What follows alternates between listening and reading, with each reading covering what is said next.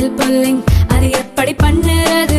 காலையில் எழுந்ததும் எதுவும் சாப்பிடாமல் இதயம் வளர்த்தை வாயில ஊத்தி நல்லா கொப்பளிக்கணும், அப்புறம் அதை துப்பிடணும். இதுதான் ஆயில் புல்லிங்.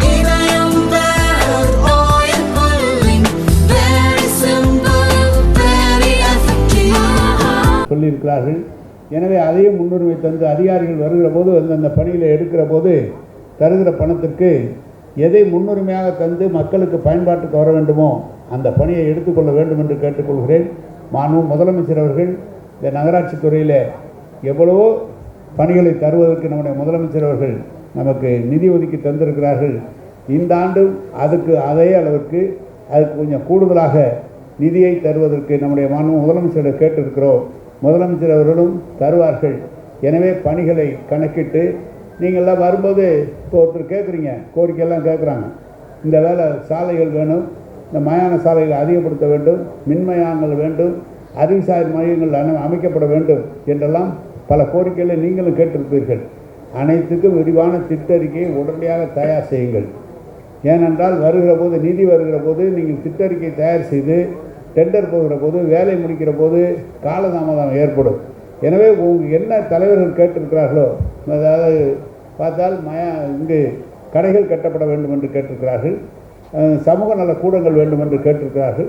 அதையெல்லாம் அந்த நகராட்சியில் எப்படி பணம் ஒதுக்க முடியுமோ அப்படி இருக்குமானால் அதற்கு முன்னுரிமை தாருங்கள். இல்லை என்று சொன்னால் இந்த குடிதண்ணீர் பிரச்சனை, சாலைகளின் பிரச்சனை, கழிவுநீர் கழிவறைகள் பிரச்சனைக்கு முன்னுரிமை தார வேண்டும். அப்படி அறிவுசார் மையங்களை நாங்கள் ஓரளவுக்கு தருகிறோம். இப்போது வீடு கட்டுகிற திட்டத்தை நகராட்சி துறையில் வேண்டும் என்று கேட்டிருக்கிறார்கள். வீடு கட்டுகிற திட்டமும் முதலமைச்சர் அவர்களோடு பேசி இந்த நகராட்சி துறைக்கும் பேரூராட்சி பகுதியில் இருக்கிற ஏழை எளிய மக்கள் பயன்பெறத்தக்க வகையில் அதற்கும் முதலமைச்சருடைய அனுமதியை கேட்டு என்னால் முடிந்தவரை முயற்சி செய்வோம் என்பதை சொல்லி அதிகாரிகள் அனைவரும் கேட்டிருப்பீர்கள். எங்களுக்கெல்லாம் ரொம்ப மகிழ்ச்சி. 90% அதிகாரிகள் சிறப்பாக, மிகவும் சிறப்பாக இந்த நகராட்சியை கொண்டு சென்றிருக்கிறீர்கள், பேரூராட்சியை கொண்டு சென்றிருக்கிறீர்கள்.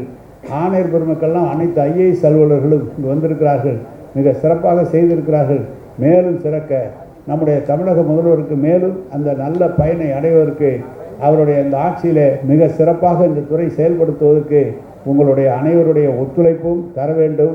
உங்களுடைய ஆட்சி, உங்களுடைய பணி என்பது சிறந்த பணி.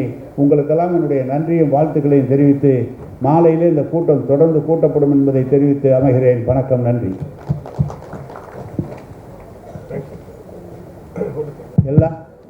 எல்லா தலைவர்களும், சட்டமன்ற உறுப்பினர்களும், பாராளுமன்ற உறுப்பினர்களும் தயவு செய்து உணவு தயாரிக்கப்பட்டிருக்கிறது, உணவருந்தி இந்த துறையை பெருமைப்படுத்த வேண்டும் என்று உங்களை அன்போடு நான் கேட்டுக்கொள்கிறேன். சைவ உணவும் இருக்கிறது, அசைவ உணவும் இருக்கிறது. யாரும் உணவு இருந்தால் செல்ல வேண்டாம், அனைவரும் உணவருந்தி செல்ல வேண்டும் என்று கேட்டுக்கொள்கிறேன். வணக்கம்.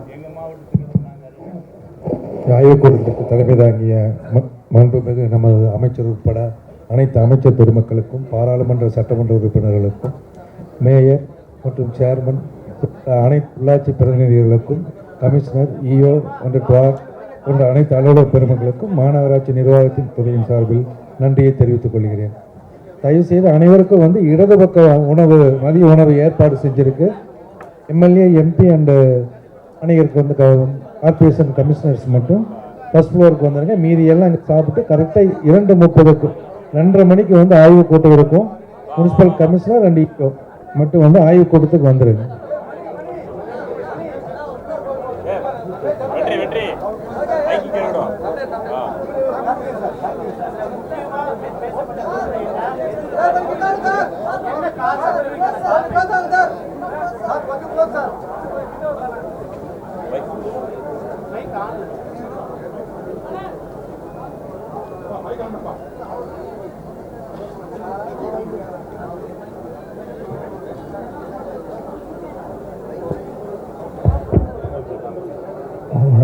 தம்பி, ஏற்கனவே 21, 22, 22, 23, 23, 24 அந்த திட்டங்கள்லாம் பல இடங்களிலும் முடிக்கப்பட்டு விட்டது.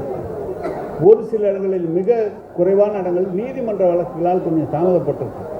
நீதிமன்றத்தில் அதனுடைய வழக்கிலிருந்து முடித்து அந்த பணிகளும் இப்போது தொடங்கப்பட்டிருக்கிறது.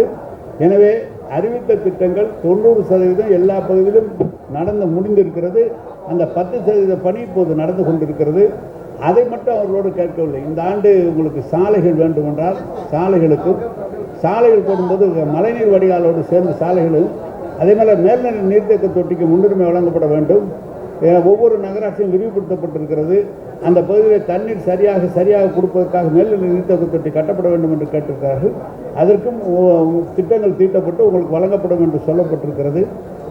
இப்படி தான் ஒவ்வொரு இடத்திலும் மார்க்கெட் கட்ட வேண்டும் என்று கேட்டிருக்காங்க, பஸ் ஸ்டாண்டு வேணும்னு கேட்டிருக்காங்க. எல்லா இடத்துலையும் நிதி நிலைக்கேற்ப உங்களுக்கெல்லாம் கொடுத்துறோம், இடம் இருந்தால் உடனடியாக கொடுத்துறோன்னு சொல்லியிருக்கோம். அதான் நடந்திருக்கு. அதெல்லாம் நிதி சிக்கலில் குடிநீர் பிரச்சனை வழங்கப்பட்டிருக்கிறது.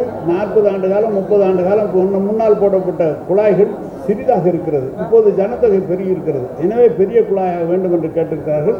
அதுக்கு தான் ஆங்காங்க மேல்நிலை நீர்த்தேக்க தொட்டி கட்டப்பட்டு விரிவுபடுத்தப்பட்ட பகுதியில் தரப்பட வேண்டும் என்று கேட்டிருக்கிறார்கள். வேற ஒன்று இப்போ நாளைக்கு மதுரையில் பண்ணுறோம். அதுக்கப்புறம் கோயம்புத்தூர், மதுரை முடிஞ்சோன்னா கோயம்புத்தூர் 20ஆம் தேதி கோயம்புத்தூர், 21 திருச்சி, 4 ரீஜன் முடிச்சுடுவாங்க. வணக்கம்.